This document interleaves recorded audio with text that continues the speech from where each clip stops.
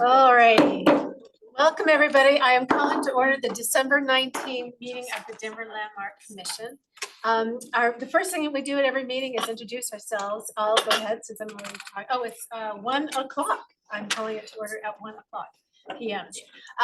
The first thing we do is introduce ourselves. I'll start. I'm Julie Johnson. I am a historic preservation project manager, and I was nominated by the community at large. Anne, can you start? I'm Ann Wattenberg. I'm an architect nominated by the American Institute of Architects. I am Erin Hummel. I'm a landscape architect, and I was nominated by the American Society of Landscape Architects. Hello, I'm Gary Petrie. I'm an architect, and I was nominated by the Denver Planning Board. Hi, I'm George Dennis, retired law enforcement, nominated by History Colorado. I'm Nick Fusionis. I'm an architect and developer, and I was nominated by the American Institute of Architects. I'm Larry Sykes. I'm an architect and I was nominated by History Colorado. And I'm Brittany Bryant, Denver Landmark Preservation staff, and I'm gonna share this. I'm actually, sorry. Sorry. I'm Erin Florizal, I'm an architectural historian and preservation consultant nominated by the community at large. And I was too excited. She brought cookies. It's rare that there's so many. Okay, before we go into public comment at the beginning of the meeting, I did want to just announce, in case anyone is here for the public hearing that was originally scheduled for today for 5013 Montview Boulevard, that has been postponed until January, probably the 23rd. Is that right, Brittany? So if anybody is here for that discussion, or anyone has joined us virtually online for that, that is not happening today. It will happen in January, and you'll get plenty of notice. So just wanted to let you know. So before we go any further, let's talk about the audio tips. For better sound quality, we encourage you to download Zoom on your desktop, your laptop, tablet, or mobile device. You can click on audio settings to bring up an additional menu, add a background noise suppression, test your speaker and microphone, adjust their maximum output volumes. For presenters or public commenters, when it is your turn to speak, to mute or unmute, you can click on the little microphone icon at the bottom of your screen if you're on Zoom. Expanding the menu next to the microphone will give you additional choices. You can select your speaker and microphone devices, test your microphone speakers, adjust their maximum output volumes. And if you still have audio challenges, you can switch to phone for audio. Just let us know.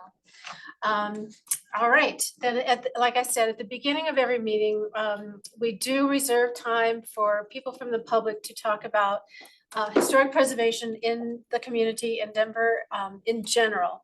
This is not comment on any items in the consent or the project design review comments. But if there's anybody here in person or online that would like to give a public comment regarding historic preservation, now is the time to let us know that you would like to do so.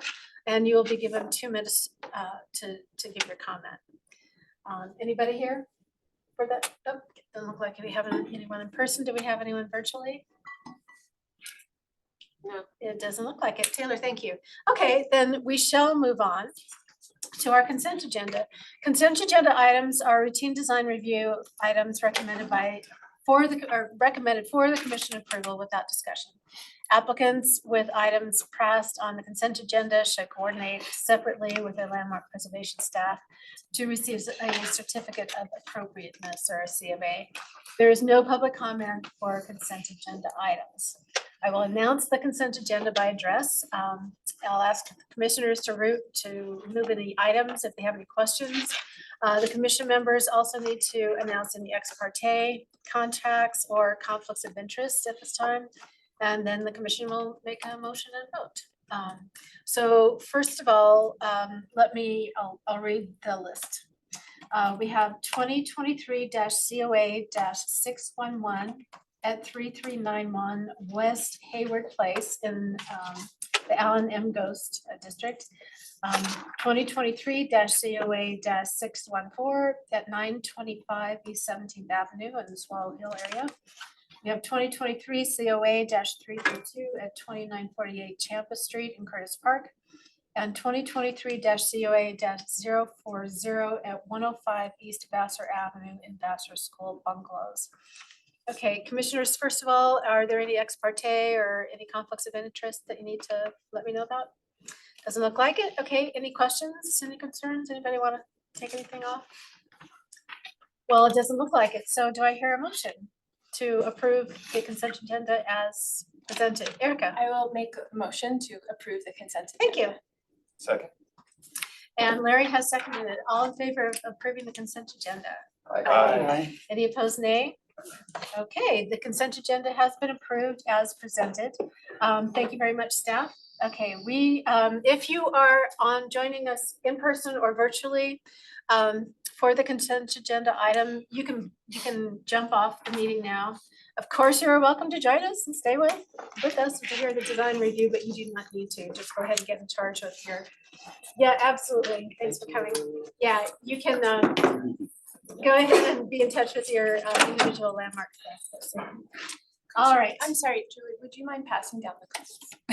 Yes, they got waylaid over here by somebody taking notes. She's doing her job a little too well. Thanks, Erica. Okay, so that's all right. Design review projects.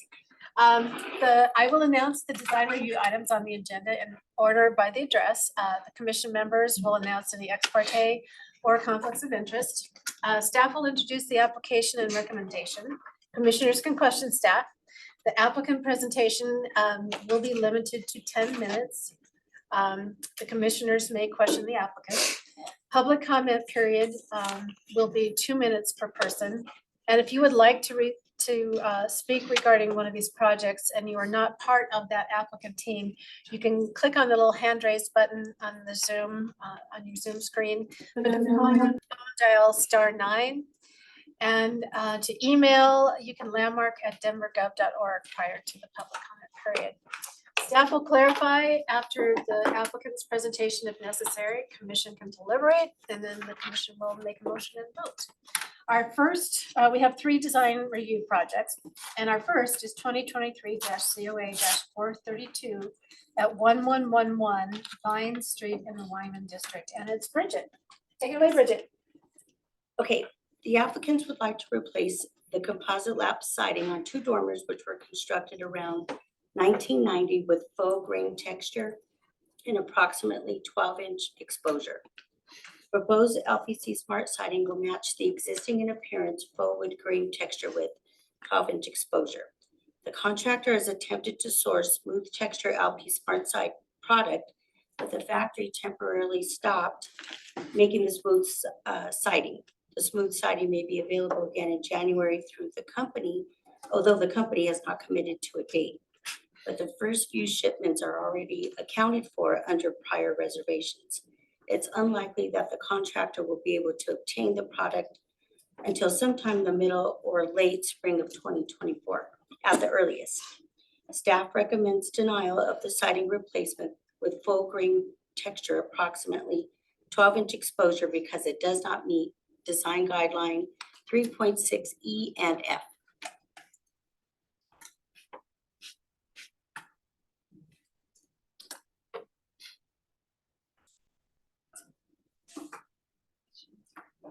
Well, that's the end of the presentation. That's it, yes. Okay, great, Bridget, well done.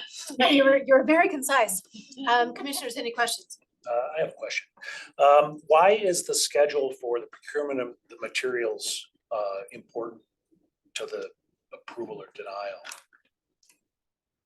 Because it does not meet the guidelines. No, the schedule Oh, of the schedule? yeah, when they can get it. You That made a I'm big not sure. note of We'll that. have to ask the applicants. Jen has her hand raised. She's helping Bridget, so Okay, I think she's gonna answer your question, Nick. all righty. Hi there.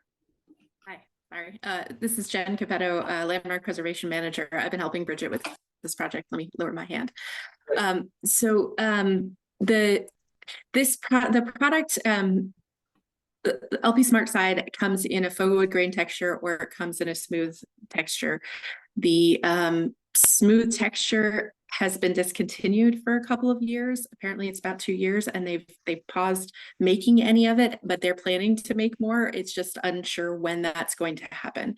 The property owner has told Bridget and I that they would like to wrap this project up because they're trying to do insulation and make sure that the space inside on that floor is warm again. So that's the timeline issue. Certainly. That help? Jen, Ann has a question I'm for sorry, you. I have a question. So on the consent agenda, I believe that there are two other projects that have similar material. And maybe I'm incorrect, but I believe that two of the ADUs have similar material. So my question is this sort of a blanket consideration that we're making here? No, this is a specific one to this project. The product right now is not necessarily available.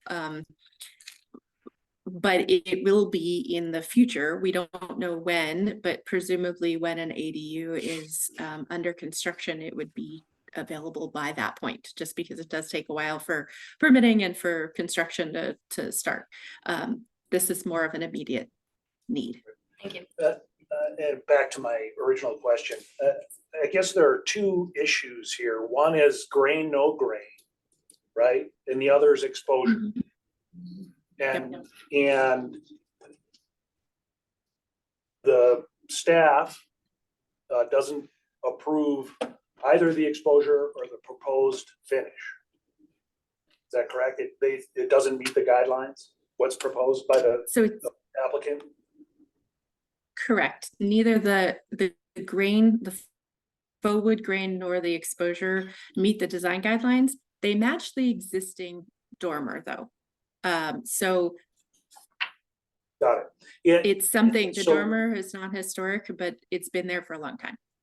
And so staffs, in order to be in line with the guidelines, you're recommending less exposure and a smooth finish? Or a Correct. green finish? Smooth Okay. finish. Smooth Alright, finish isn't understand. necessarily available in this product right now. Got it. I understand now. Thank you. It was a little confusing in the summer to me. Commissioners, anybody else have any questions for staff, for Jen or for Bridget? I did, and I apologize that I don't have this in my head. Have we discussed citing for new design guidelines? I feel like this has come up before. Is it something that is it part of the new slate of design guidelines that we're looking at adopting, or is it, can you summarize for me, for where we are with citing and design guidelines? Do you want me to Updates. summarize them? Yep, I'm pointing at you. So we did make some updates to the materials section of the design guidelines, and the update that was adopted by the commission in November of 2022. At that time, we did ask you guys to consider wood grade and siding as an appropriate material in certain instances. Probably not for this particular situation, but for on garages and ADUs and where it could not be seen from the public right of way. The commission was not supportive of using the faux wood grain material, so we have blanket stuck with smooth siding for historic additions, ADUs, garages, even where it's not visible from the public right of way. These are dormers. They do have more visibility from the street than what we had proposed in the design guideline update in last year. We can always relook at that. The guidelines are intended to be a living document, and we do get a lot of pushback on this wood grain siding. Additionally, the shingle products don't come in a smooth finish. So we do, for the shingle products, approve the wood grain finish. So it's another reason why we were asking the commission to consider it for the lap siding material. But as of right now, the guidelines specifically state smooth finish, which wasn't as clear as prior to 2022 in November when we updated the guidelines. Thank you. Any other questions? All right. Okay, great. Bridget, thank you very much. Are the applicants here or are they virtual? I think They're virtual? Okay, great.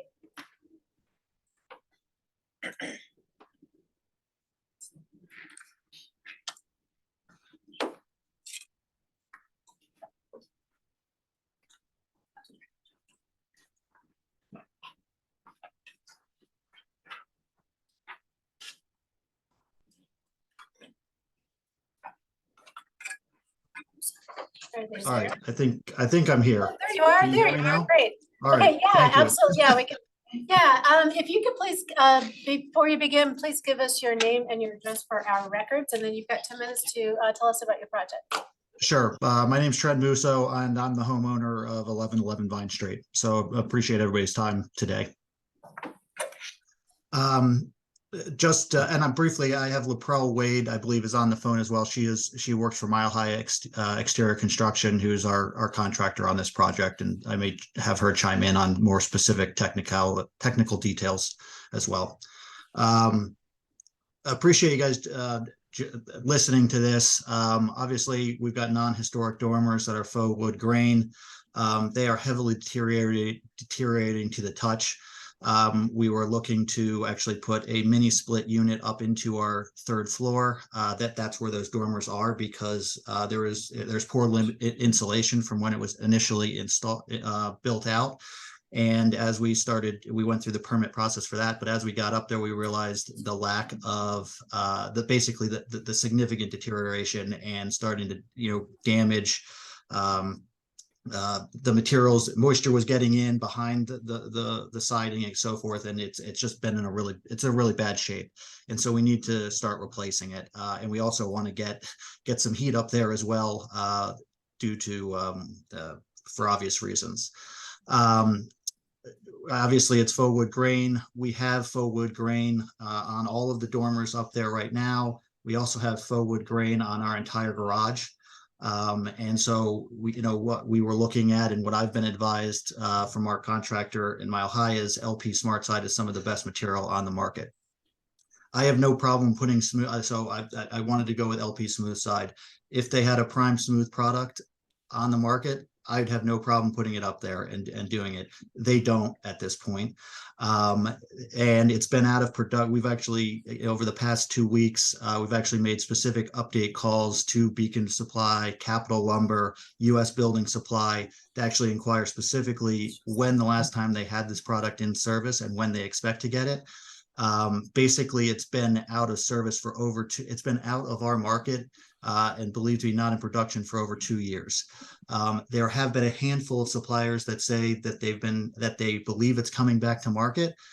This was a couple months ago, saying that they were going to get maybe a January delivery. There's still no delay for that delivery,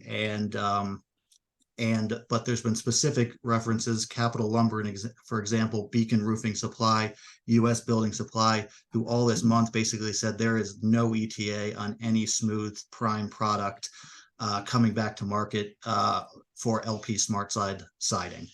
At some point they've been told it'll come, but they have no idea when it's coming.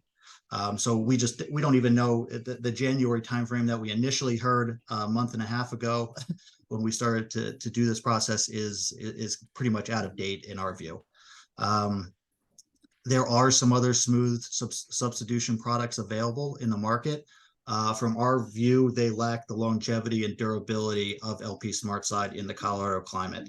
Specifically, James Hardie, the cement fiber, it's viewed as less durable, fades quicker in high altitude environments, has a higher propensity to crack around nails, and particularly the susceptibility to moisture.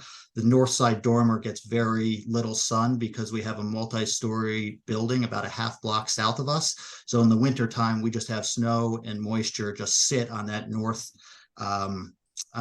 roof and around the dormer, which is obviously not great. There's a true wood product out there as well that's smooth wood. This is really compressed wood, which is substantially less durable than James Hardie and LP SmartSide, and even more susceptible to moisture penetration over time.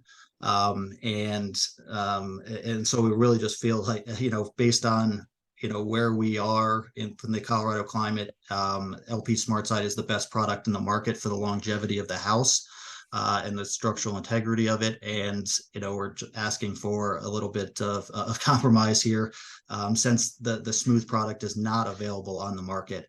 And faux wood is really the only thing that is available with LP SmartSide.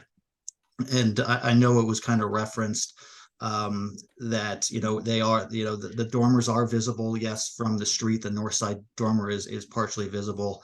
I would say it's the equivalent of about 4 stories up, because we're built on a hill. So our first floor is probably about 15 feet above the street level. So, it is more difficult to see any sort of grain or anything other than the color, for what it's worth. Okay, is that it? Laprelle, I'm not sure if you're on, if you had any additional context.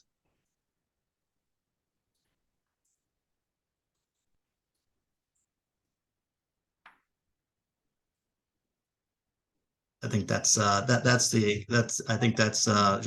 sure if Laprelle was able to join, but there's a couple YouTube videos here that kind of links on here that go to specifically the durability relative to James Hardie cement, fiber, and other kind of true wood and vinyl products.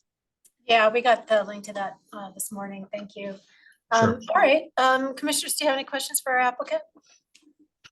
You're proposing, I have a question.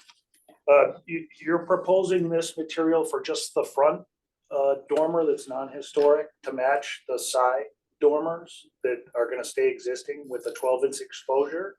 Or is it all gonna be replaced? It would be that north dormer there, that with the 2 double windows, and then the back side house. The front dormer we're not replacing that at the moment. And that's the one that has the 12-inch exposure, the front one? That you're No, sorry, no, that north one that's being circled on it right now. That's the north facing with the 2 double windows. That would be the north exposure, and then on the back side of the house is the other dormer that's similar. It's very similar to that. And why is the replacing the 12-inch exposure that's non-historic and non-conformance with the guidelines important to replace with 12-inch exposure instead of a less exposure? And when you say exposure, you mean just the width of the materials, the siding, Yeah. the width of the siding? Yeah. We've also looked for 10-inch and 8-inch on the LP Smooth, and we haven't been able to find it. So we've looked for others Right. for LP Smooth, other But siding what about, width. but what about in the wood grain version? Is there a more narrow side? Sorry, maybe I'm not entirely clear. Have you question. been able to find more narrow exposure siding for wood grain or smooth? On the wood grain, I don't know. We haven't specifically looked for a more narrow exposure. We were advised that it was the faux wood grain that was the issue, and so we've only been focused on finding smooth siding in any amount, whether it's 8-inch, 10-inch, or 12-inch. If LP makes a 10-inch smooth faux grain siding, I would be amenable to that. We don't have an issue necessarily with that. So Just to clarify, the guidelines actually say 4 to 6 inches exposure. okay. Do you have any reaction to that as far as if you can find it? I don't have a reaction to that. We could definitely, I think, we would definitely look at that as I think the faux wood grain was the biggest issue, is that we just weren't able to find anything in smooth siding, that's where we were focused on. I don't necessarily have an issue if it's a little bit, if the exposure is a little smaller. And if we could just pause for a second, Laprella raised her hand and she's a co-applicant. I believe she's the owner, Trent, She's our contractor. contractor, so I believe she might have some comments Oh, okay. I didn't see that. regarding this. Great.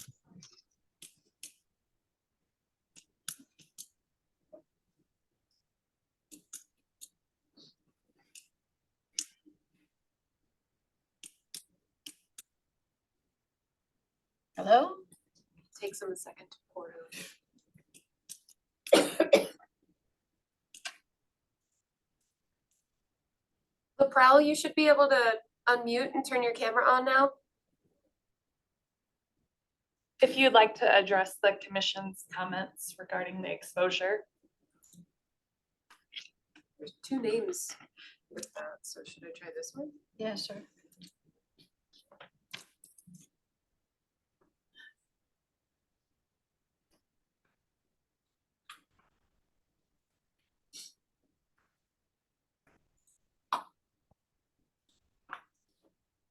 Hello, can you hear me now?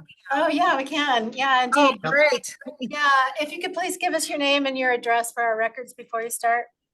Sure, Laprelle Wade at 7050 West 120th Street in Broomfield. 80020. Okay. Would you like to address the commission's questions Yes, regarding I'm the sorry that exposure? you were having difficulty connecting.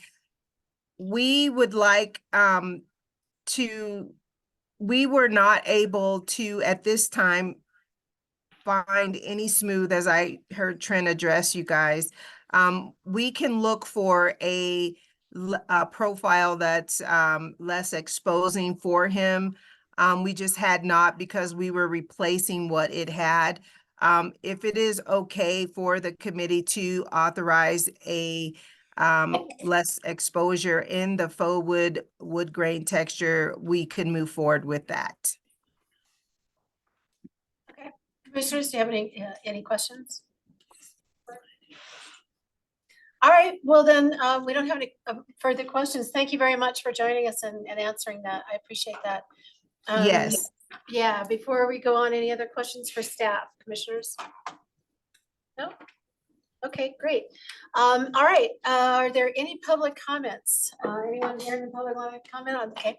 Anybody joining us virtually that would like to make a comment on this project?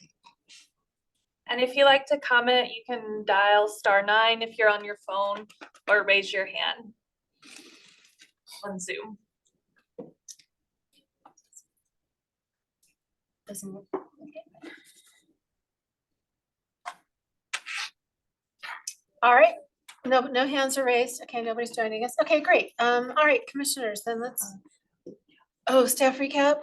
Do you have any, Bridget? All right, then let's go into deliberation, commissioners. What are your thoughts? Remember our guidelines. Yeah, I mean, I guess I'll jump in. To me, I can commiserate with the owners and the contractor. But I think the guidelines are very clear. There are other products available. And I think as a friendly comment to the applicant that, my understanding of all of these types of fiber cement and composite sidings is that if it's properly flashed and painted, then it will last. They're all pretty similar in how long they last. So I think the idea that LP Smart Side is somehow like significantly superior to the other products, to my understanding and experience, is just not the case. Okay, Larry, thank you. Anyone else? I agree with staff. I don't see why you make an exception in this case. Okay. Anybody else? wish to comment?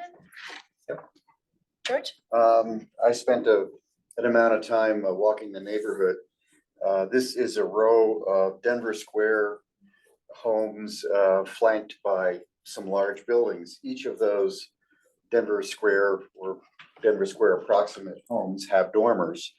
And all of them look to be like they would be compliant with ours, except the north facing dormer there, the 12-inch exposure really stands out. And I have to agree with staff. I think there's a better way to remediate than copy it. Okay, thank you, George. Anybody from this side of the room? Agree. Okay, great. Then do I hear a motion?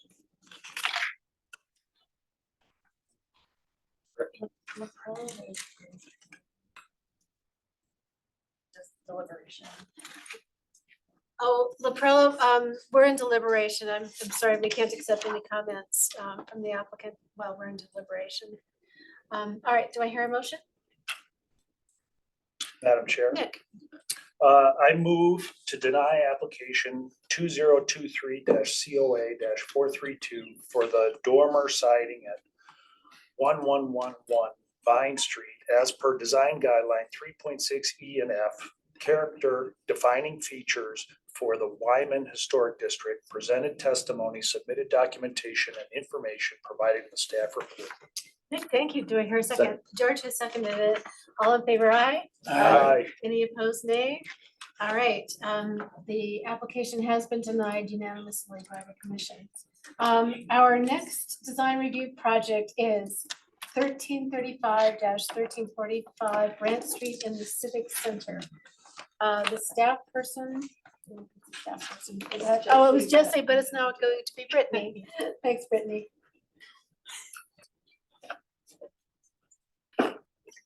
Yeah, we're ready. Okay.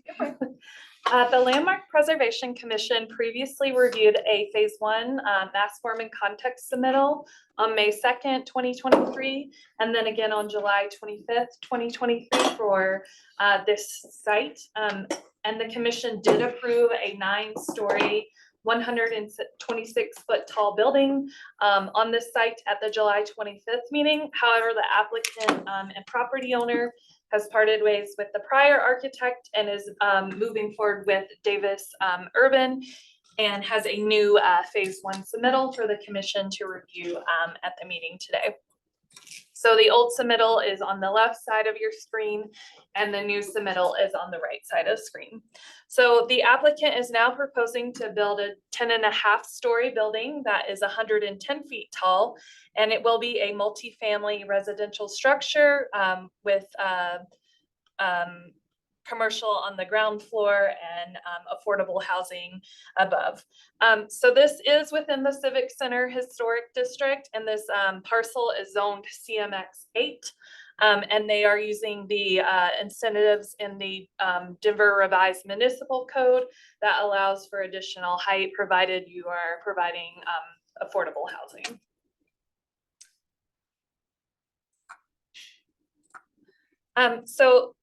The Civic Center Historic District, there is a National Landmark District, a National Register District, and then the local district. All three districts have varying boundaries, but the commission only has purview over the local district, and this is the local district designation boundary that you can see on your screen, and the site is highlighted in red. There are some individual landmarks within the district, and those are highlighted in orange, and it is just behind First Baptist Church, which is an individual landmark, and they are the property owners. So pictured here is the ground plan comparison sheet and site plan. The building will be set back 5 to 10 feet from the property line at Grant Street, which you can see indicated by the blue circles on the site plan for setback measurement. While most of the building bases will be set back 10 feet, which is consistent with 1329 Grant Street, the Adams at Grant, and 2030 East 14th Street, which is First Baptist Church. The building's main entrance on the south tower will be forward of the Adams at Grant and the First Baptist Church by 5 feet. That is indicated by the blue line to see the alignment with the church. Staff feel that the building should be consistently match the setback of the historic buildings on the block at the base. The building will have a 10-foot side setback from First Baptist Church of Denver and the Adams at Grant building to the north and south. The building will have a 3-foot, 3-inch setback along the alley, fitting within the range of rear setbacks in the immediate area. The previous approval featured a generous setback at the middle and cap of the building, providing much needed space between the surrounding historic buildings. And staff are concerned that the current building design does not provide the same visual relief. The first floor of the building will be used as parking and amenity retail space and the lobby leasing with additional subterranean parking on P1 and P2. Parking will be accessed off the alley to the west. And at the amenity retail space, lobby leasing will be accessed off Grant Street to the east. The building base is levels 1 and level 1.5, as this building will have a mezzanine and has a footprint of approximately 140 feet by 116 feet, 10 inches. The building middle is levels 2 through 8, and it will have a footprint of 135 feet by 6 inches by 116 feet, 10 inches. And the building's cap is indicated by levels 9 and 10, and it will have a similar footprint to levels 2 through 8 below.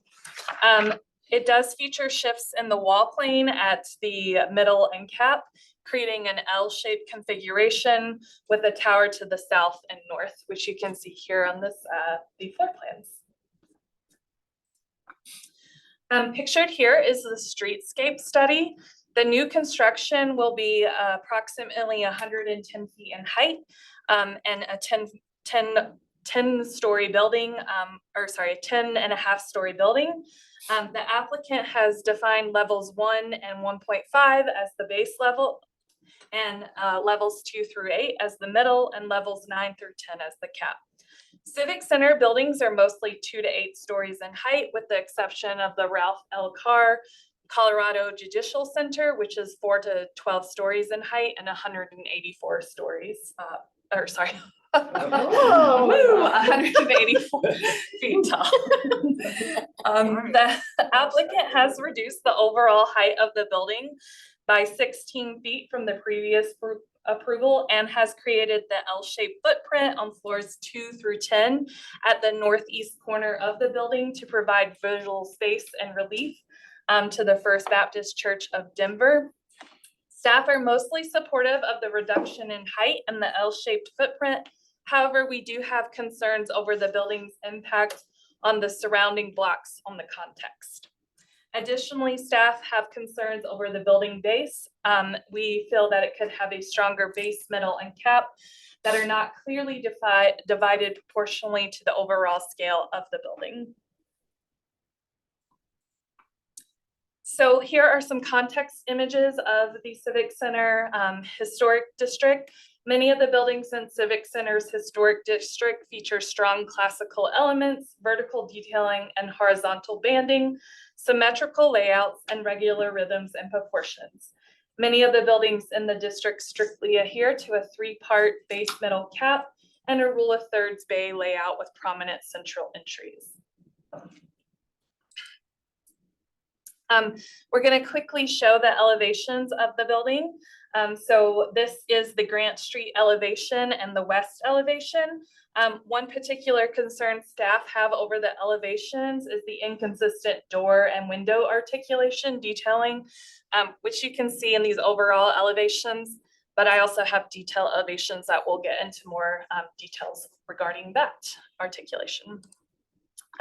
So here is the north elevation that faces the church, and the south elevation that faces the Adams at Grant building to the south.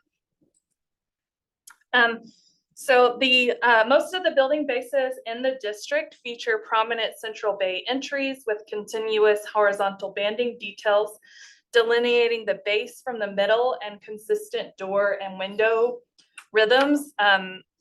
Again, you can look at the compatibility demonstrations for the district, and we'll cover the concerns staff have. First, staff feels that the primary entrance is not clearly defined as demonstrated by the light green transparent boxes, giving the design the appearance of 2 separate primary entrances on the building. Staff feels that the base reads more as two separate buildings with asymmetrical layouts rather than one cohesive building, as indicated by the light blue, green, and orange brackets that you see here. Each bay of the building has multiple window types and sizes that do not coordinate per bay, as indicated by the dark orange dash boxes. So here you can see more of a single and then more of a double kind of configuration. Finally, the base does not have a clear or consistent horizontal banding detail that delineates it from the building's middle, as demonstrated by the dark blue arrows. Staff is supportive of shifts in wall plane at the base to help break up the street wall. However, staff feels that the shift in wall plane could have more consistent rhythm that better relates to the symmetrical layouts often found within the district context. So staff did note while creating the PowerPoint presentation that the floor plans do not appear to accurately show the shifts in wall plane that are shown in the elevation and three-dimensional drawings, particularly at the full height zipper and the south corner, which is circled in blue. So we're just a little concerned about some of the discrepancies between the floor plans, renderings, and elevations as well. So you can see some of those areas circled here. The buildings to the north and south of the proposed building are a full two-story building. The building base of the proposed building is composed of a one-story with a half-story mezzanine. The Adams at Grant parapet, which is the building to the south, the Adams at Grant parapet and the ridge of the First Baptist Church transept align in height. The applicant chose to align the top of the building to the top of the cornice detail on the transept as indicated by the red dashed line, rather than aligning the top of the base with the top of the Adams Grant parapet, which again is the building to the south. Staff feel that it would be better if the building was a full 2 stories in height, as seen in the previous design.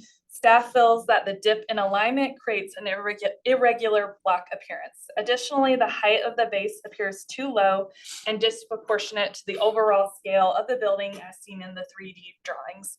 Staff feel that the building base should be a full 2 stories to fit in better with the block patterns and is more proportional to the proposed building. Finally, staff feel that the use of the mezzanine creates an odd transition between the building base and middle with the appearance of squat window proportions at the second floor of the building as indicated by the orange boxes. So these orange boxes here, the mezzanine level. Staff also have concerns of a lack of articulation on the north, south, and west elevations at the base, and the odd inconsistent use of coin detailing at the corners of the building as shown in the 3-dimensional drawings, which are outlined here in blue.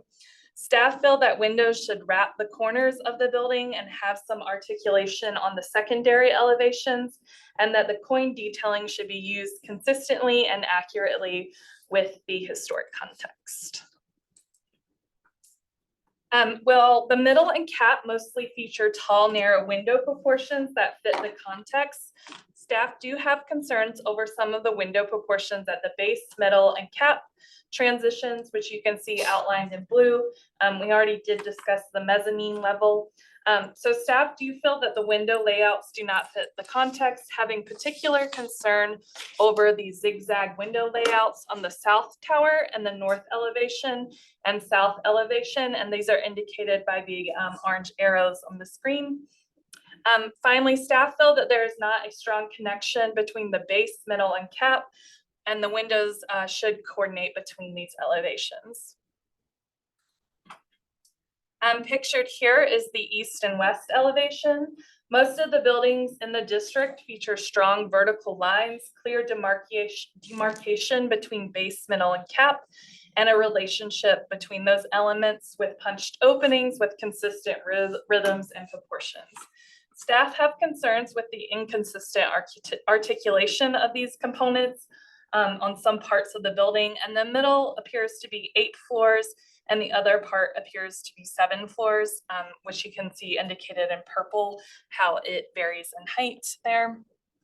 The lack of consistent banding details and recognizable demarcation between a base, middle, and cap has created a modular disjointed appearance between the 3 parts of the building that does not fit well with the district context. Base articulation, which is indicated in orange, is shown here, and then the cap is articulated in green, and as we discussed, the middle is articulated in purple.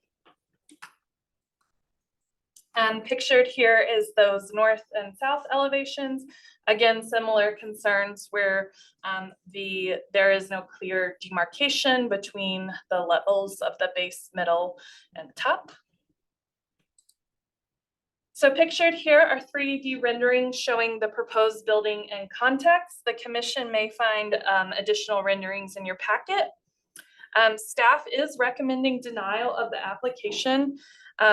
While we are supportive of the reduction in height and the L-shaped footprint, we do have concerns over the building's impact on the surrounding buildings on the block, and the building setback does not appear consistent at the southeast, southwest, and northwest corners. We have concerns over shifts in the wall plane and the asymmetrical appearances. The design does not cohesively relate to the district context, particularly with the scale of the base, the lack of a relationship between the base, middle, and cap, and the missing delineation between these elements, and the irregular use of window layouts. While most of the window proportions do fit the context, there are some issues with some of the window proportions where the building does shift between the base, middle, and cap. And we're also very concerned over the zigzag window layout on the east, north, and south elevations. While we do feel that the building is recognizable as modern construction, we do not feel there is a cohesive design that fully incorporates the district context. All right, Brittany, thank you very much. Commissioners, do you have any questions for staff? Very nice. All right, our applicants here. Okay, cool. You can come up here, and you've heard this by now. Give me 10 minutes with your name and address for please. And then you'll have to give your presentation. And if you could turn your video on, that would be great. Turn the camera on. Yes, sorry. We should have a presentation. Yes, I am pulling that up as we speak.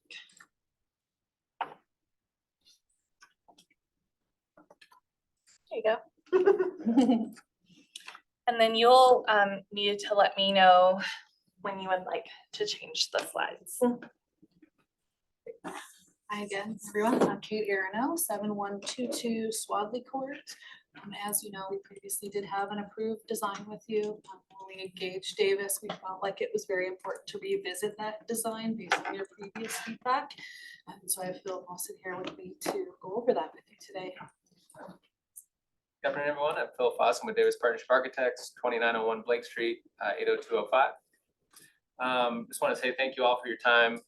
We look to both the commissioners and the staff for working with us. This is a project we're really excited about, and really think we can do better than the previous design that was on here and create a great addition to the neighborhood here. Apologize in advance for reading a lot of this, but I want to get through this in 10 minutes, so just take that with a grain of salt. Great. When we were taking over this project, we not only investigated the design guidelines of the historic district, but we revisited the commission's 2 previous hearings, and we focused on achieving a lot of the goals of what we heard during those hearings. What we had heard was that the project blocked the light and air on Grant Street. We heard there was a desire to reduce the bulk of the building on Grant Street. And we had the desire not to overpower the adjacent church to the north and the 2-story building to the south, apartment building to the south. In addition to creating a better design for the neighborhood, historic district, and church, we wanted to create a more economically viable design. We were able to create a building with the same utility from rentable square footage standpoint and more units in a smaller footprint, both footprint of the tower and a smaller height of the building. So it's more compact, more efficient design. And this all ensures that we're able to actually get a project to work and not just leave a vacant parking lot in the neighborhood, so. Next slide, please. The project is in the Civic Center Historic District, which is Landmark's purview in this case, but it's also adjacent to the individual historic landmark of the First Baptist Church. As previously expressed by the commission, we want to respect the church with the massing of the building and not crowd the individual landmark structure as well as the neighboring apartment building to the south. We also understand that there's an imaginary line of the historic district that runs down the center of Grand Street that's not perceived by the pedestrian, and we need to respect and fit in with the neighborhood context across the street as well. This project is unique in that large-scale residential projects do not exist in the district. It's the scale of the civic center structures in the district, and most of the residential structures that we have in the district are smaller scale. In an attempt to reconcile this anomaly, we're marrying the massing and fenestration patterns of the civic buildings in the district and drawing from the materiality and scaling elements from the smaller scale residential projects to stitch the project into its context. We're also striving hard to create a vibrant street wall at a pedestrian scale with active uses and porosity along the block, maintaining the scale and rhythm of the street. So looking at the previous design on the left, you can see it's a very long base with a central entry. The new massing pushes the mass of the tower back to align with the nave of the church, which we'll see on the next slide, creating two distinct base elements along the street level that are of the scale, the rhythm, and the proportions of the existing buildings along Grand Street. Next slide, please. Let's see. Again, I think we missed a slide, but okay. Sorry.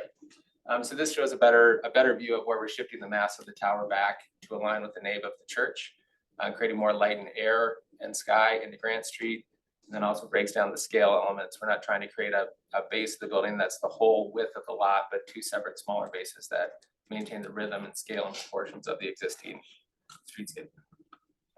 Next slide. Again, this is more of a pedestrian view of that breakdown in scale and proportion.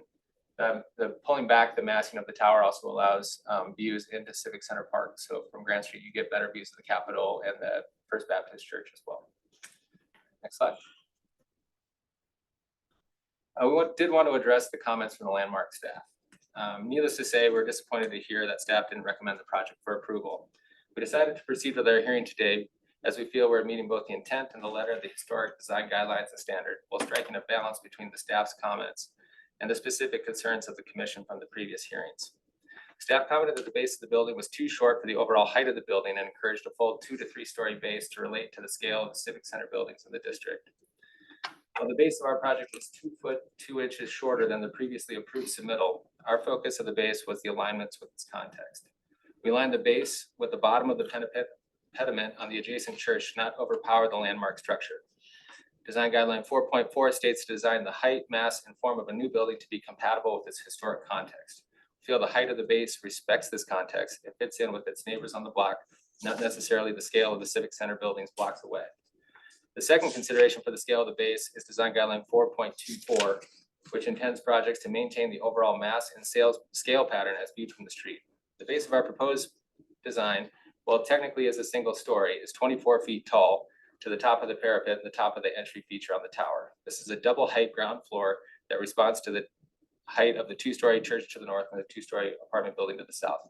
We feel the base maintains the scale of the street, and adding another 10 feet for an additional story would overwhelm the pedestrian scale of Grant Street.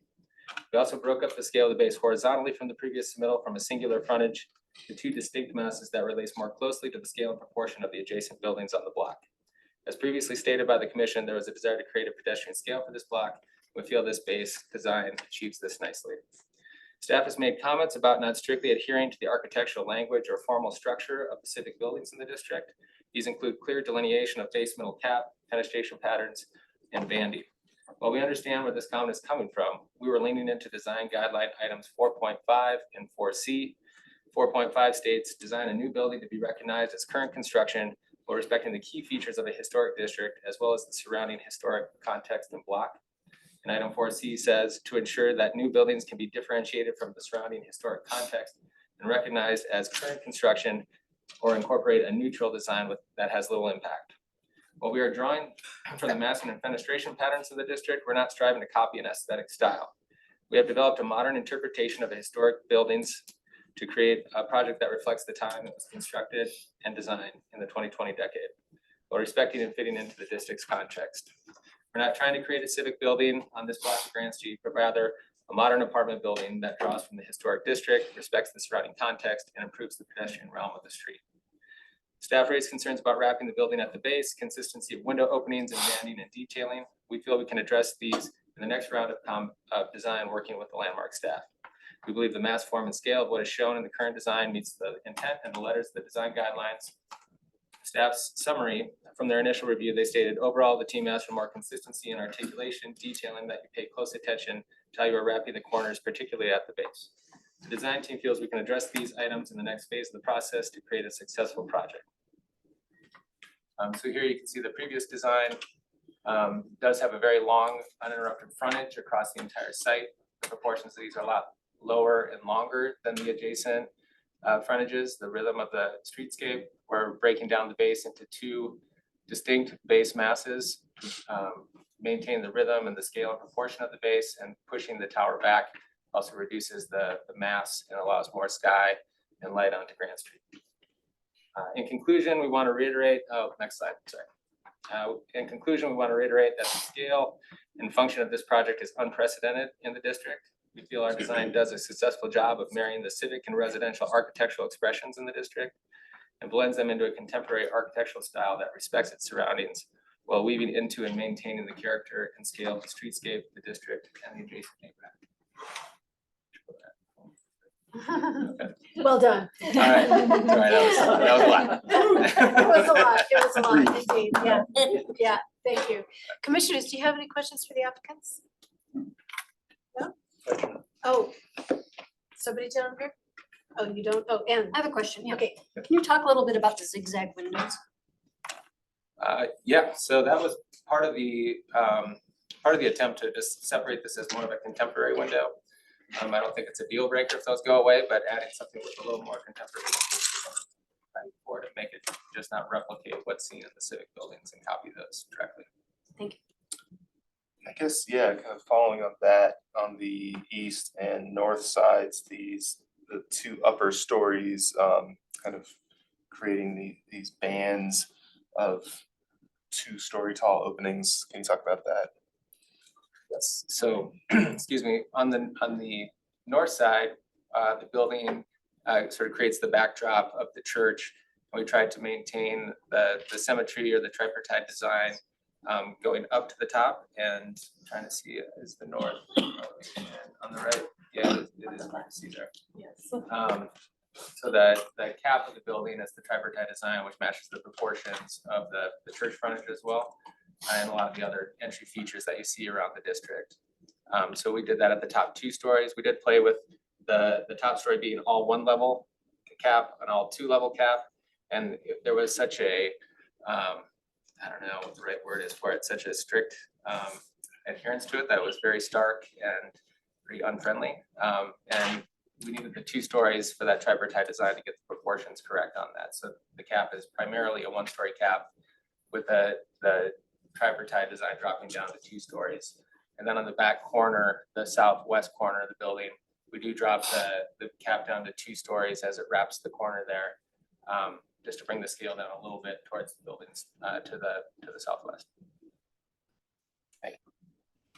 Any other questions for the applicants? Perfect, thank you very much. All right, now for public comments, are there anybody here to make a public comment about the project? If you, as long as you're not a part of the applicant team. Okay, cool. Just put that out there. Do we have anyone virtually joining us that would like to make a comment on this project? That's not part of the applicant team. Looks like we have one.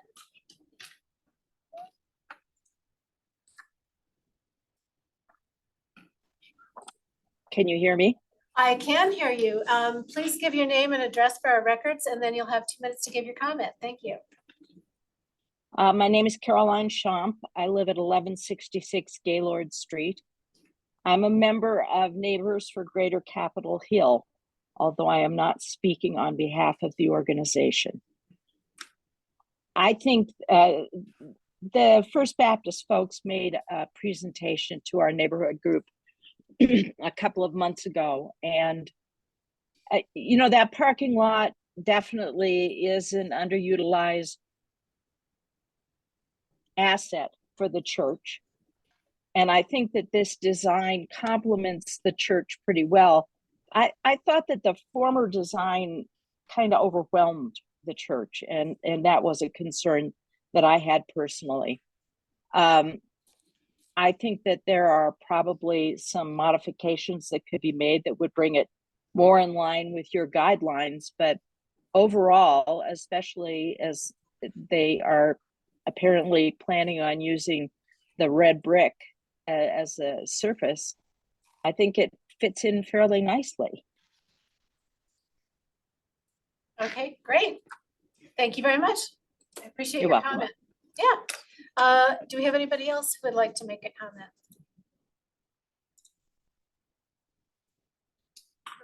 Nope, alrighty. Staff, do you have any redirect, any additional comments? Generally, again, we're supportive of the revisions to the form and height. So the previous was 9 stories and this is 10 stories, but it is not as tall because of changes they made to the floor to floor heights. So generally we're supportive of some of the massing alterations, but like to see some additional deference, I guess, given to the surrounding context. Okay, great. All right. Commissioners, did you have any further questions for our staff? No, doesn't look like it. All right, commissioners, let's go ahead and go into deliberation. There's a lot to unpack here. What are your thoughts? We have seen this before, except not this. And this is a new applicant team. Yeah, it's a new applicant team. Property owners are the same, but. George. I want to applaud the new architect. I think the L-shaped configuration of the building, if I were to live in an apartment, is much better for light admission and just the whole lightness of the building. It still kind of overwhelms the buildings next to it, but I think they are really, really close. I still think there are issues between the defining the base, middle, and cap. Maybe it's a little too complex. You don't need the zigzag windows to show that it's new construction. It's a little more harmony in the window layout.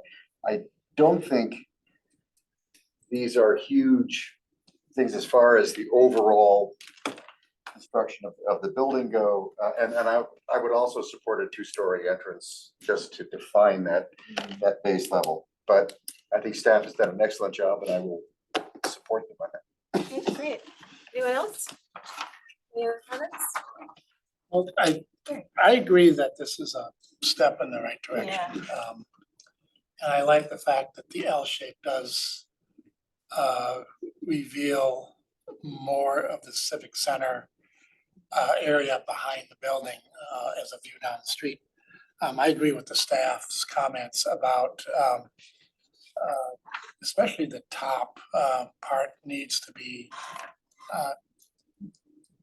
not so complicated. I think it gets a little too sophisticated. I think, you know, careful detailing can express the top as contemporary construction without saying it's either 1-story or 2-story, depending on where you are in the building. I think the detailing in the next stage needs to pay attention to some consistency in horizontal banding.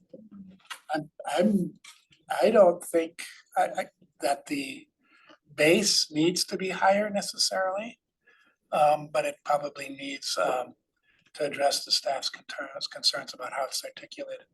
Where's the entrance? Yeah. Yeah. I'd just like to add on to what Gary said about the height of the base. I would be concerned if it did go all the way up to the ridge line of the transept. I think that would be, I think that would overwhelm that gable roof that we see on the church. So I wouldn't support that. But I think the height as it is now is workable, but could just be kind of reworked as far as the window patterns and up above it and within it.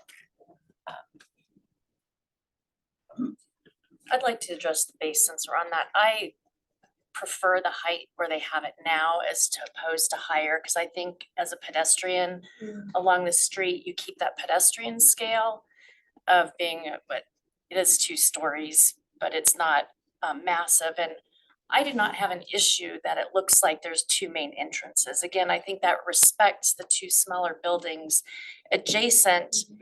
And one is going to be a retail commercial space and one reflects the residential. So I don't think it matters that there's 1 entry because it almost reads as 2 buildings, which I think breaks down the overall mass as well of not reading as like 1 monolithic block that it did before. So, you know, it's a little more articulation of the windows, sure, but I like the rhythm of the 2 entries with the middle asymmetrical piece and the height overall of the base. I think it meets our design guidelines and, you know, really respects the streetscape from a pedestrian level. Okay, George, you wanted another comment? Thank you, Erin. I think when you have retail and you have residential entrances, you still have people going in and out, and that's gonna have it look very pedestrian scale. The one thing I wanted to add about the windows, this is moderate or low income housing as I understand it. Those really tall windows at the cap level screech penthouse. And I'm not sure if you really want to send that message. Okay, Larry. Yeah, the base question is interesting to me. I think it didn't stand out. It wasn't the first thing that stood out to me. But in considering staff's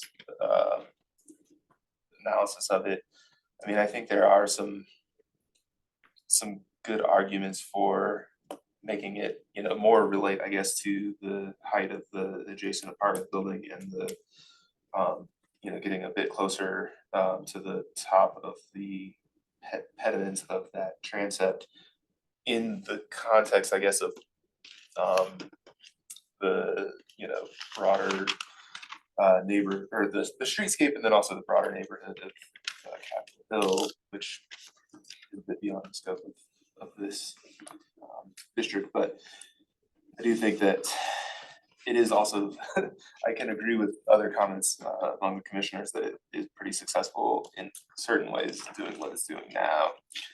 So that I think is, I'd probably go either way with, but I definitely agree with staff and with the other commissioners about the particular complexity of the cap elements and the stepping of heights, all that. And we haven't heard from you. Yeah, first of all, I think staff did a fantastic job of the analysis because I think there's a lot going on. But I think that if one goes back to the compatibility studies, you see a lot of very large buildings that are really that are existing building. There's the ones that actually are shown in the application that are, you know, huge block long buildings.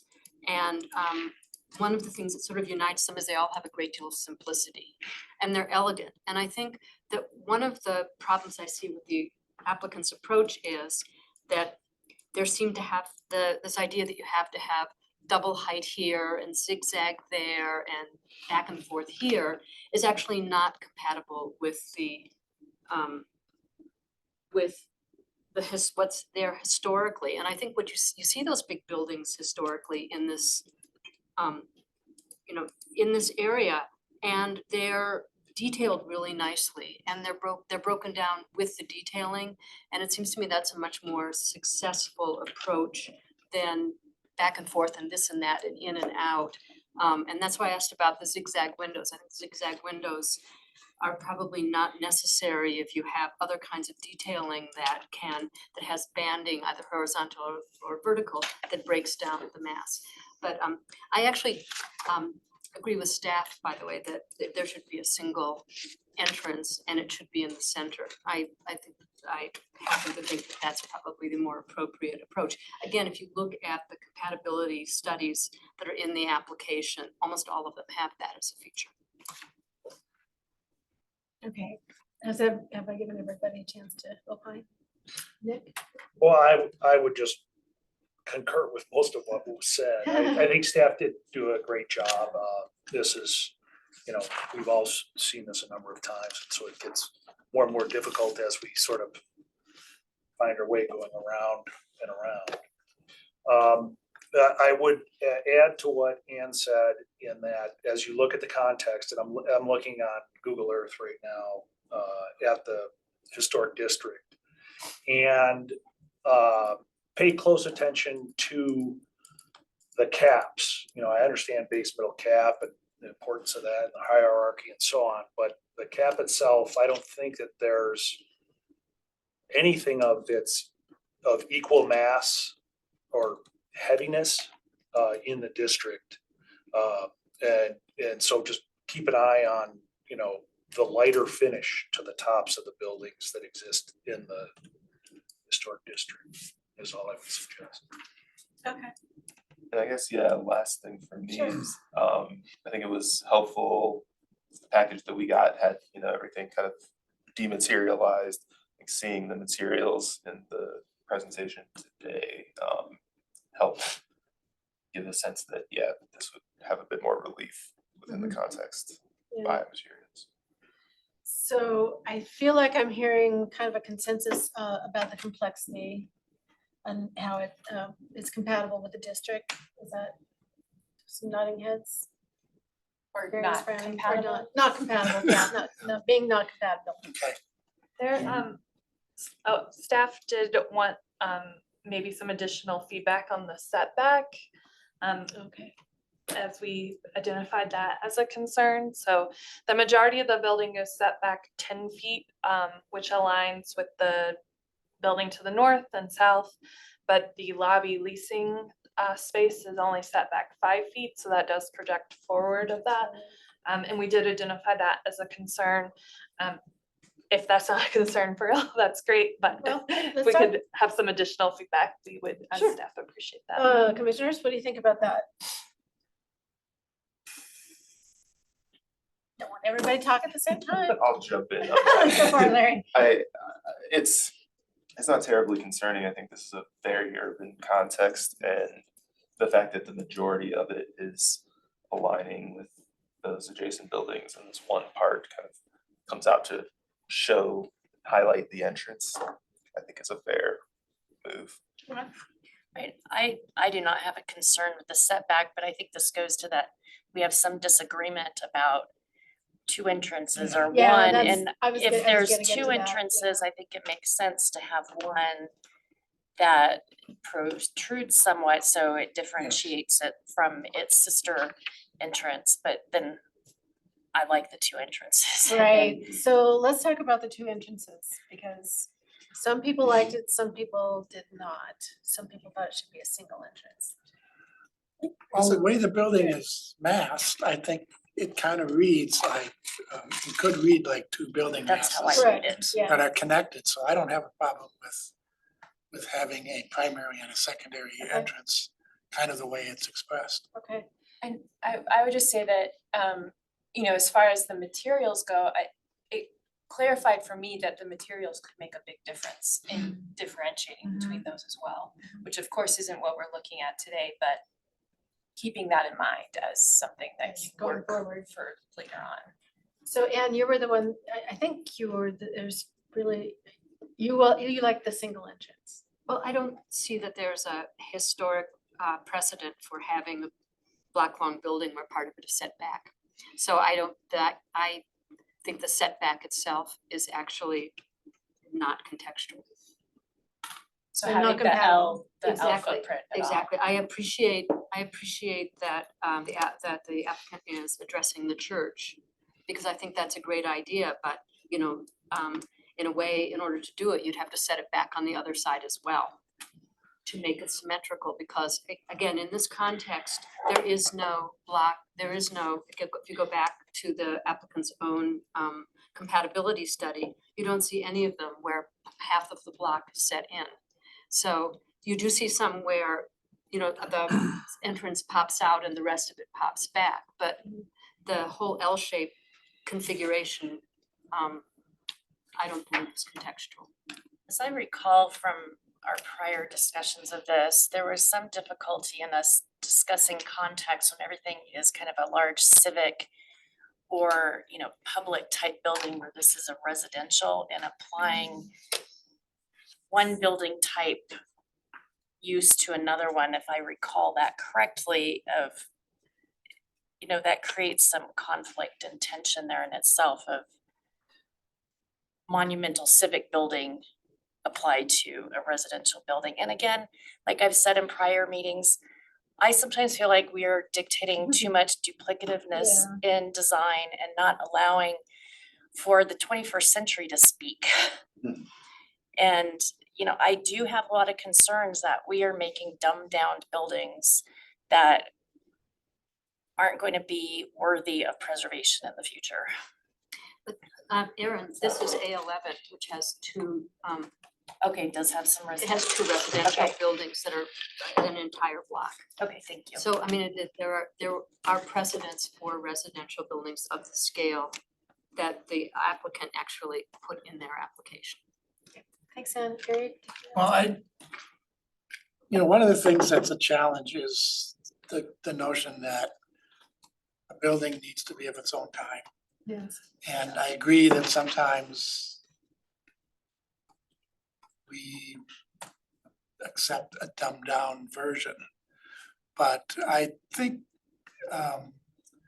some projects in the past where a building has been of its own time, that time was very limited. So because of how architecture today is being expressed all over the map. And so the timelessness of this project is important. And that, I think, means that the architect needs to exercise some constraint on how contemporary design is expressed without having forms that are trendy today, because everybody's struggling with trying to make a elegant statement. And that really comes down to, and I think you hit on it, how is this gonna be detailed? It's subtle detailing that's gonna make this project fit in. It's gonna be hard to fit in because it's so large. And so it has to pay attention to the kind of detailing that's present in the district. So it's more about detailing rather than expressiveness in terms of the form. And I think that that's where the top really bothers me, that there's really too much effort being put into the top of the building to kind of make it express a of its time kind of character, and it's kind of contrived in a way. Totally. So it's how is that done subtly and elegantly? I like the idea that they're thinking brick, because that'll give them some opportunity to address that detailing. Yeah, I was thinking. It's just about texture, I think, in some ways. Oh, especially in that district, yeah. All right, so there's some disagreement, but it seems like people are in general agreement with the staff recommendations. So we've had a lot of discussion. Why don't we, let's try a motion and see where we land with that, if you all are ready to do so. Someone makes it? Well, first of all, I don't think we can come up with enough conditions to do an approval. Correct. I know, I think the denial doesn't mean we don't support the project and we don't like we do like, it looks to me that, or it sounds to me that like we all really like the direction it's going, but a whole bunch of conditions isn't gonna help anybody, so a denial is just a cleaner way to start over. So is that something that you're willing to do, Gary? I'll try. I think what I heard is, as I look at the conditions, 425 is the one that dealt with 1 versus 2 entries. Is that a common understanding? or this has to do with entry bays. I just wanna make, I don't, I guess, you know, I'm So trying to I've come up got- with the conditions that I we think, I think, I thought we were talking about Yeah, denying. I think, we're- I think Right, I the know, but guideline, I do think we the wanna keep- guidelines still all meet Okay, our okay, denial. okay. Yeah, What I was after was, are there any, Yeah. are there any conditions that would be stricken from the denial? And I get, okay, I agree with. Yeah, I what you're think saying. it, with the denial, it's just gives them a clean way to move forward with their Sure. existing design to refine it. It's a lot more freedom than if we put Yeah, a bunch of okay. But I conditions think, onto it, yeah. I wasn't That's thinking fine. about adding conditions, I was like, Okay. and I I think think the you were- guidelines still are all applicable to Okay. our I agree. discussion. oh, yes, that's easier, yes. Okay. Everybody's looking at me. Yes. Okay, I move to deny application number 2023 COA 612 for the phase one mass form and context at 1335 to 1345 Grant Street as per design guidelines 4.C.1, 4.C.2, 4.E.3, and those were the numeral ones. 4.1 through 4.6, 4.8, 4.22 through 428, character defining features for the Civic Center Historic District. Presented testimony, submitted documentation, and information provided in the staff report. Gary, thank you. Do I hear a second? Erica has seconded it, then let's take a vote. All in favor, aye? Aye. Any opposed, nay? All right, we have unanimously denied the application, but we like the direction you're headed in, and best of luck, and we look forward to seeing that. Thank you. All right, so we have one more item on our agenda today. It's 611 California Boulevard in the East 7th Avenue.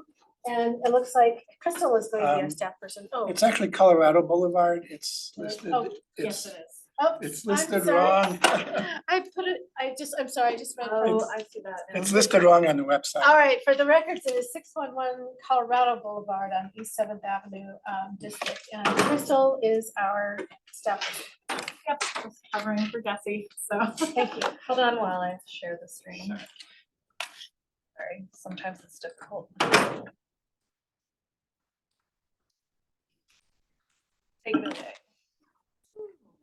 One slide. Oh. Okay, so 611 Colorado Boulevard, constructed 1925, is a contributing structure. It's a Tudor style dwelling in the 7th Avenue Historic District. So here at the center photos, you can see the existing roofing materials is a shallow S terracotta clay pan tile with green glazed finish.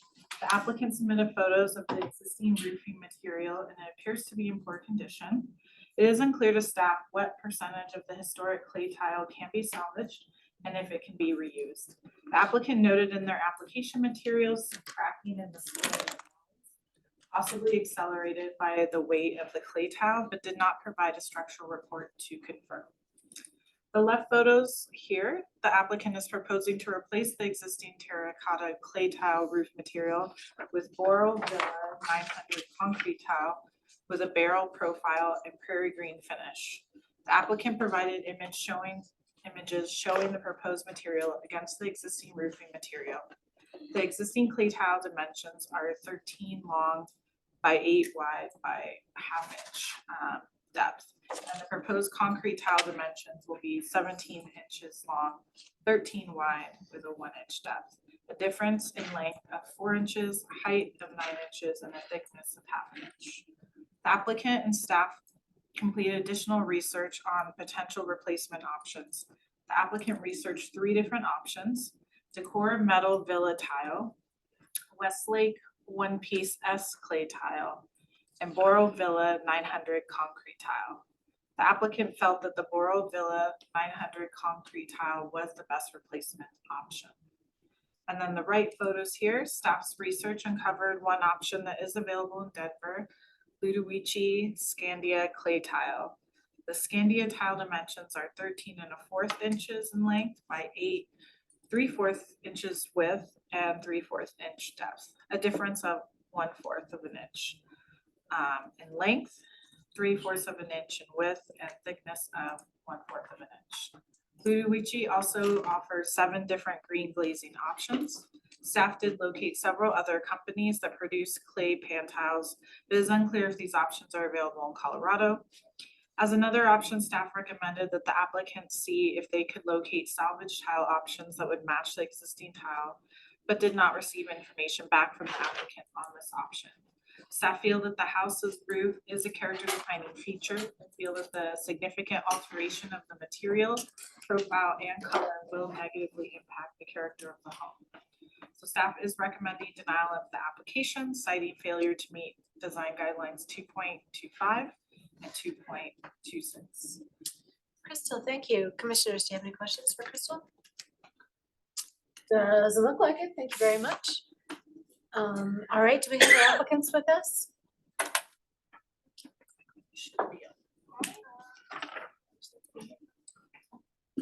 Oh, yeah.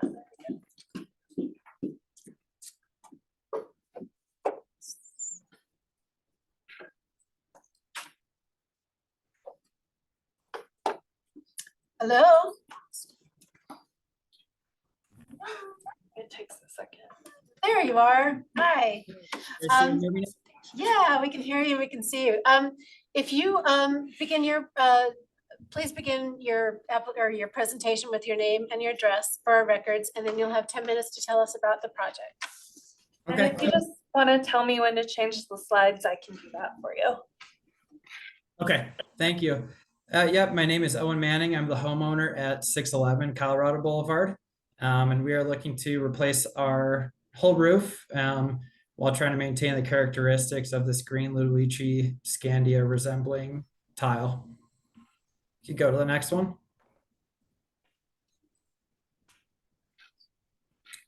Okay, so as mentioned by the staff, currently we have a terracotta clay tile with dimensions as spelled out there.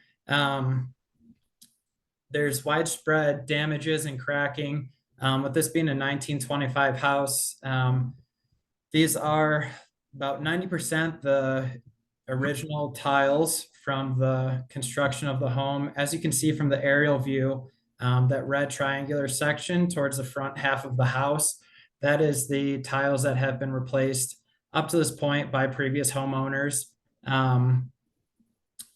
But outside of that, we still have about 90% of the roof tiles to be replaced, and then the underlayment and just general roof construction will need to be replaced as well due to water damage, saturation, and just weather conditions there. Okay, you can go to the next one.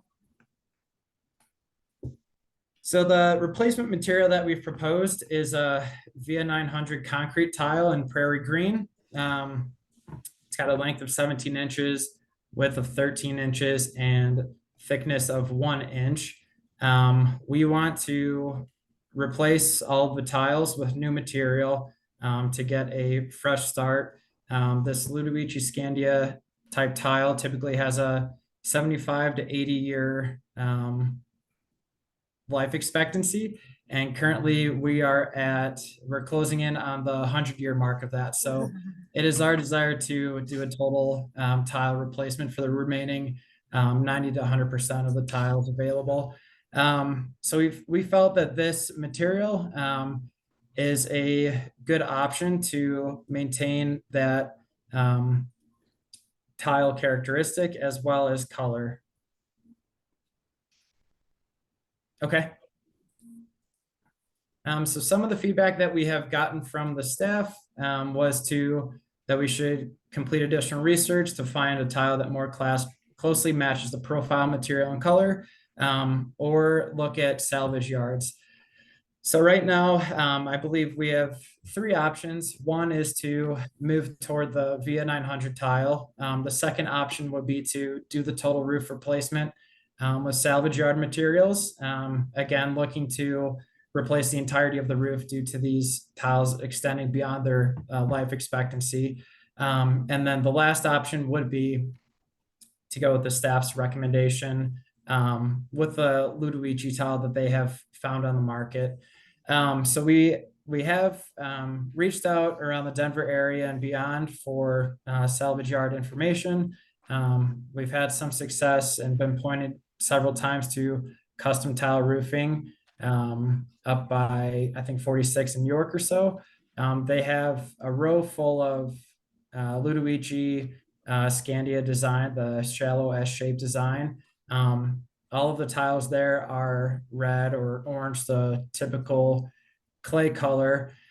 And further research will need to be done for how many of those are in suitable condition. Again, we're looking to replace 2,000 to 3,000 tiles here to cover the full stretch of this roof. So we have dug into that salvage option. Probably more work to be done on the feasibility of that. And then the closer match option with the proposal by the staff for the new Ludovici terracotta clay tiles.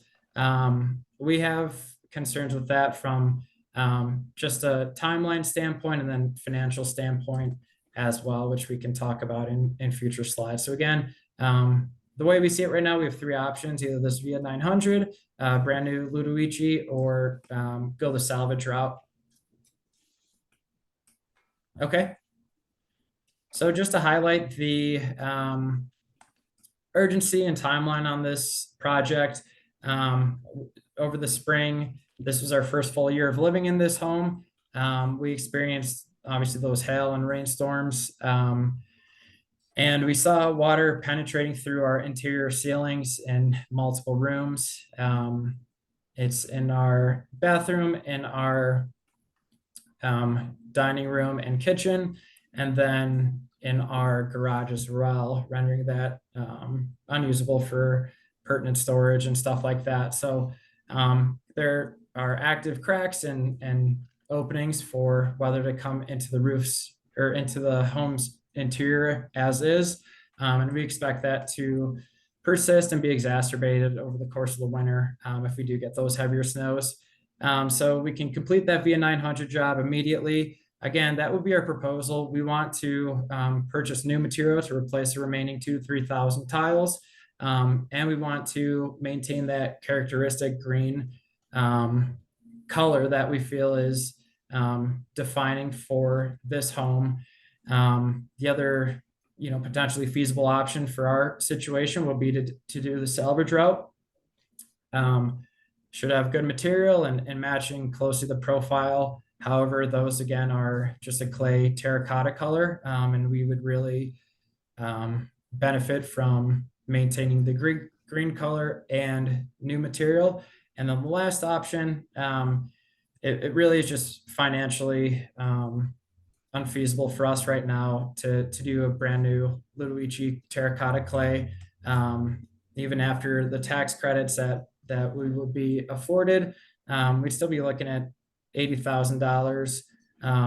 Again, either we'd have to be saving up for 3 to 4 years to accomplish that and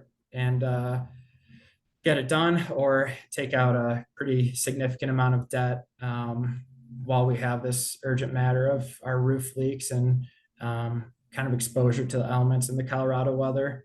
So again, that's kind of everything I have today. I think we're looking at 3 options here, but one of them is really just from a financial and physical standpoint, not feasible to us at this juncture.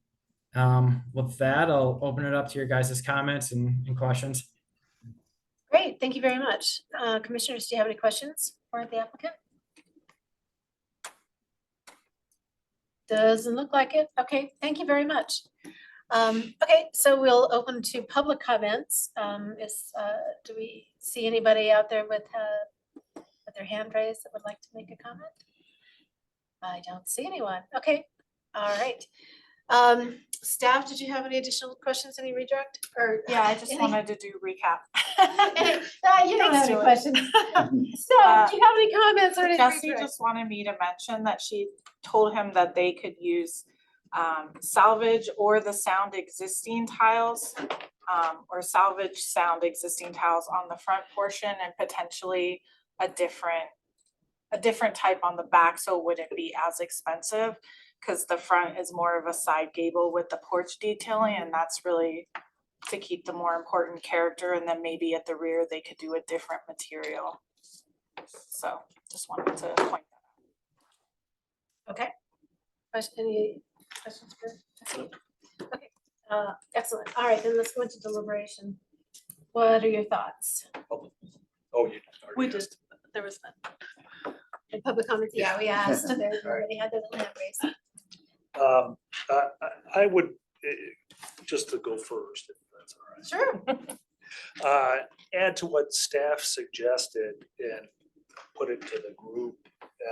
Is there an opportunity, given this unique roof form with a transverse ridge, to change materials entirely? So, replace with the expensive material on a third of the house versus 3/3 of the house. Is it important to keep that tile facing the side? I just asked the group. Because if you give them some leeway there, then the budget goes a lot further. I don't know if that's something that they would desire aesthetically, but just wonder what their thoughts are related to that. I mean, I would say that it would be ideal to have it be the same, but I think that's a whole other option that we could consider. But that need the applicant to really kind of research further. Yeah. But also that just raises for me, like, I do wonder how much of, I understand the underlayment and all of that needs to be redone. But I do question whether all of the tiles need to be scrapped. Because that could save them a lot. They have to be removed anyways to redo the underlayment. So I think I think there's just so many different options that could really help make this a successful project for everyone's goals, that we need to have before we could say anything. But I think it's clear that the tiles that they're proposing just aren't, they don't match the characteristics that really define these existing tiles as being important to this house. Yeah, I would agree with Erica's thinking on that. Is it looks to me from the extensive pictures, which I thank the applicant for that's great. providing, that there are quite a lot of salvageable tiles here. And I think in a way kind of continuing the, in the spirit of what has been done, where they've kind of, borrowed a bit from the back to deal with the front. I think that's been pretty successful, and it would be a shame, I think, it's 80 years is what's stated or something is the lifespan, but Colorado is a place where things can last significantly longer than a lot of other parts of the country, so. Okay, yeah, it sounds like staff is, willing to work with them, the applicant, and with some other suggestions. Other thoughts?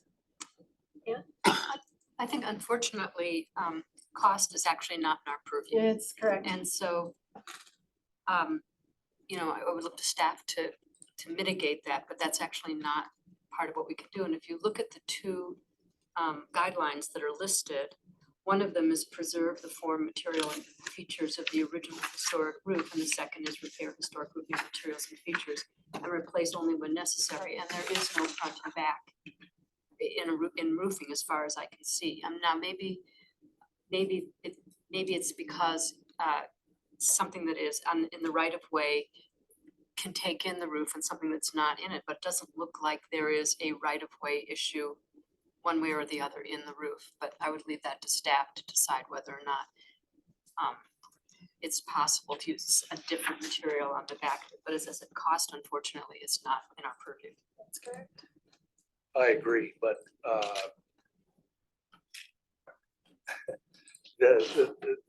what is in our purview is preserving aesthetic and keeping it in line with the guidelines. And an argument can be made, which I'm making, is that the back roof is more shallow. So the slope is less. The impact of the slate is less. I wouldn't suggest that they go to the concrete, the other material that they prefer to contrast it with the existing slate. But my suggestion would be, and I would support, that they salvage what they can from the back, it entirely remove the front, fix the roof, put it back, and then replace the back with a contrasting material, because unless it's something that they feel is important to have, they can do without it. The front of the house is beautiful. In that the thing to me that's important to preserve is that transept ridge that is parallel to Colorado Boulevard. That's the front of the house is just lovely. Yeah, it is indeed. It's a beautiful house. And we appreciate that it has an owner that wants to take care of it too. That's great. All right, other thoughts, commissioners? It looks like we're headed toward denial, but obviously the applicant can work with the staff and some other options that we've discussed. Would anybody like to make the motion? Erica. I move to deny application number 2023-COA-417 for the re-roof at 611 Colorado Boulevard as per design guidelines 2.25 and 2.26. Character defining features for the East 7th Avenue Historic District. Presented testimony, submitted documentation, and information provided in the staff report. Erica, thank you. Is there a second? George has seconded it. All in favor, aye? Aye. Opposed, nay? All right, it has passed unanimously that the application has been denied. Now, I understand, do we have business items? We have one business item. This is Emma's last day with the commission. She's leaving us for the National Park Service. Oh, good for you. So. Oh, I mean, I'm really sad, but I'm good for you. So she'll be with us until January 4th, but this is her last commission meeting of the year. Where are you going in the Park Service? I'm gonna be doing ecosystem research with them. I'm in grad school right now for environmental science, and so I'm gonna be working on ecosystem research in parks around the country, but I'm gonna be located here in Colorado still. Oh, excellent, in Lakewood? Yeah. Okay, excellent. Well, congratulations. Yeah. We will miss you though. I appreciate you. Thanks. And then just an update on potentially where you can find us. So we have heard that we will be moving over to the Republic Plaza the week of January. MLK Day, that's when the move starts. So all city staff that works for planning services and basically on the second floor will be work from home the week of January 15th, which the 15th is MLK Day, so none of us will be working that day, but we'll be work from home, and then in theory, we'll be over at Republic Plaza. But as always, we will still have meetings here in this space. And then just as a reminder, for January, we do have an adjusted meeting schedule, so we won't be meeting on the first and third Tuesday of the month. We'll be meeting on the second and fourth Tuesday of the month. So our first meeting in January will be January 9th, as a reminder. All right. That's it. Okay, great. All right, well, then without further ado, it is 2:45. And I am closing the meeting, the last meeting. I'm closing all of the meetings for 2023. Thank you, everybody. Thank you, Thank you. staff. Thank you. Thanks.